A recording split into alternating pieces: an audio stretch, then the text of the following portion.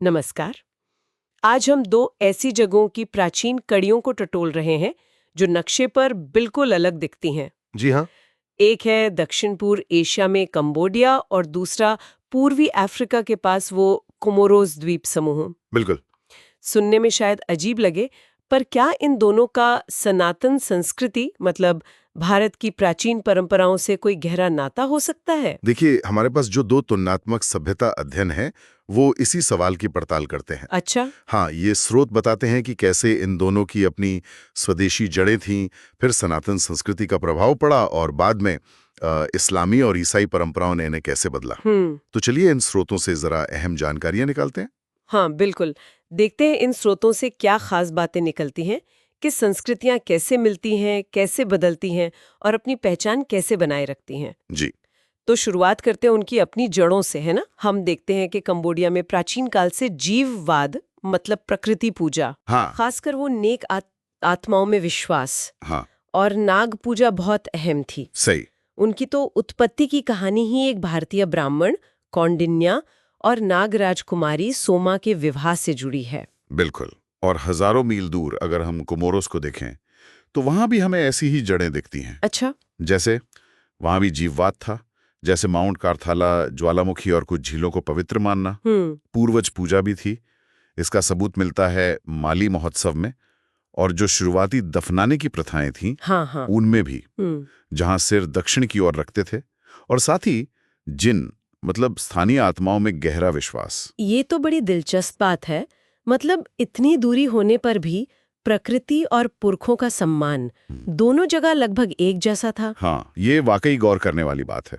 स्रोत कुछ बताते हैं कि ऐसा क्यों रहा होगा? देखिए, स्रोत सीधे तौर पे तो नहीं कहते हैं, पर अंदाजा यही लगता है कि या तो ये दुनिया को समझने के सार्वभौमिक मानवीय तरीके हैं, या फिर शायद प्राचीन समुद्री प्रवास या हिंद महासागर का जो साझा वातावरण था उसने इसमें भूमिका निभाई हो। ठीक है, ठीक है। अब आते हैं सनातन संस्कृति के प्रभाव पर, जिसे कभी कभी भारतीयकरण भी कहा जाता है। जी। कंबोडिया पर तो इसका असर बहुत गहरा और सीधा दिखता है ना? बिल्कुल। समुद्री व्यापार मार्गों से संपर्क हुआ, फिर फुनान और चेनल जैसे जो शुरुआती राज्य थे, हाँ। उन्होंने हिंदू धर्म, शैव, वैष्णव और संस्कृत भाषा को अपनाया। और फिर आया खमेर साम्राज्य का स्वर्णयोग अंकोरवाट। हाँ, अंकोरवाट उसका प्रतीक। वो मूल रूप से तो एक विशाल विष्णु मंदिर था, पर बाद में बौद्ध प्रभाव भी उस पर पड़ा। और ये सिर्फ पूजा स्थल नहीं था। इसकी बनावट देखिए, विषुव के सूर्योदय के साथ एकदम सटीक बैठती है। कमाल है। हाँ, दिखाता है कि ये ब्रह्मांडीय व्यवस्था का एक नक्शा भी था। यहीं देवराज की अवधारणा आई, जिसमें राजा को शिव का अंश माना गया। अच्छा। भाषा में संस्कृत शब्द भरे पड़े हैं। रामायण का स्थानीय रूप रीमकर आज भी मौजूद है, और आयुर्वेद का भी असर दिखता है। हाँ, वो राजा जयवर्मन सप्तम के बनवाए अस्पताल। जी बिल्कुल। अंकुरवाट का पैमाना और उसकी वो खगोलीय सटीकता तो वाकई हैरत अंगेज है। ये हिंदू बौद्ध समन्वय और उस समय के ज्ञान का शिखर लगता है। सही कहा। लेकिन कोमोरोस में वहां ये जुड़ाव बहुत अलग तरह का लगता है। बिल्कुल अलग। कोमोरोस भी हिंद महासागर के व्यापार नेटवर्क का हिस्सा तो था। हाँ। वहां प्राचीन भारतीय कांच के मोती मिले हैं, और आनुवांशिक अध्ययन भी हैं जो दक्षिण पूर्व एशियाई और पश्चिमी एशियाई डीएनए दिखाते हैं।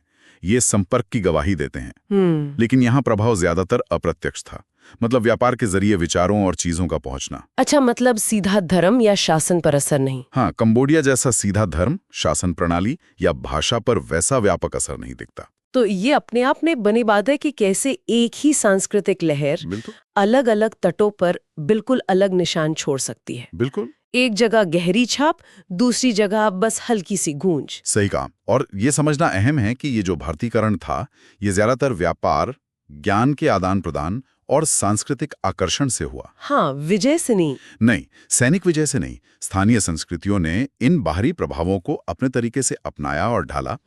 समुद्री नेटवर्क ने संपर्क जरूर बढ़ाया, पर असर कैसा होगा ये स्थानीय जमीन पर निर्भर करता था। लेकिन कहानी यही खत्म नहीं होती। बाद में अब्राहमिक धर्म भी इन जगहों पर पहुंचे। जी हाँ।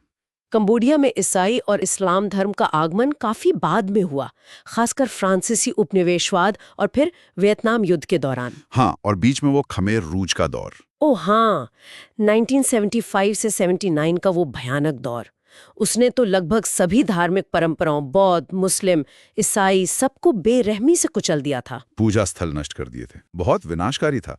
हाल के दशकों में बौद्ध धर्म का पुनरुत्थान हुआ है, ईसाई आबादी भी बढ़ी है और वहाँ चाम मुस्लिम अल्पसंख्यक भी हैं। जी, जिनकी जड़ें प्राचीन चंपा राज्य से हैं। जबकि कोमोरोस में इस्लाम बहुत पहले आ गया था। हाँ, बहुत पहले, संभवतः 7वीं से 10वीं सदी के बीच।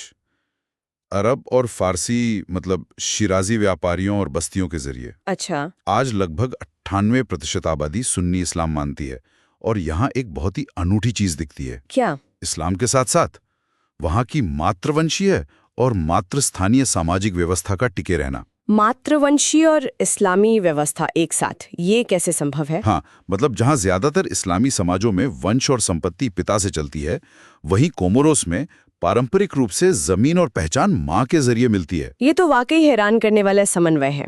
बिल्कुल, ये दिखाता है कि कैसे बाहरी धर्म स्थानीय रिवाजों के साथ मिलकर एक नया रूप ले सकता है।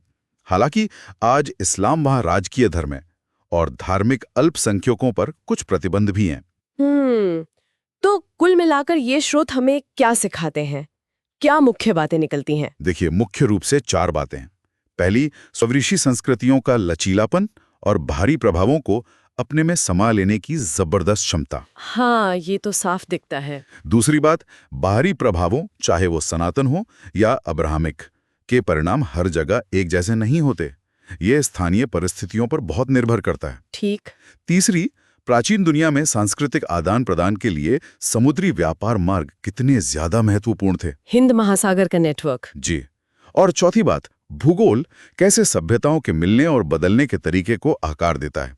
दूरी, संपर्क के रास्ते, ये सब। ये अध्ययन वाकई हिंद महासागर की एक विशाल और आपस में जुड़ी हुई दुनिया की तस्वीर पेश करते हैं, जहां संस्कृतियां मिलीं, बदलीं और फिर भी टिकी रहीं।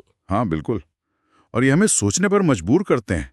आज भी दुनिया में न जाने कितनी ऐसी दूर दराज की संस्कृतियां होंगी जिनके बीच ऐसी ही आश्चर्यजनक प्राचीन कड़ियां छिपी होंगी, जिनके खुलने का हम बस इंतजार कर रहे हैं। धन्यवाद।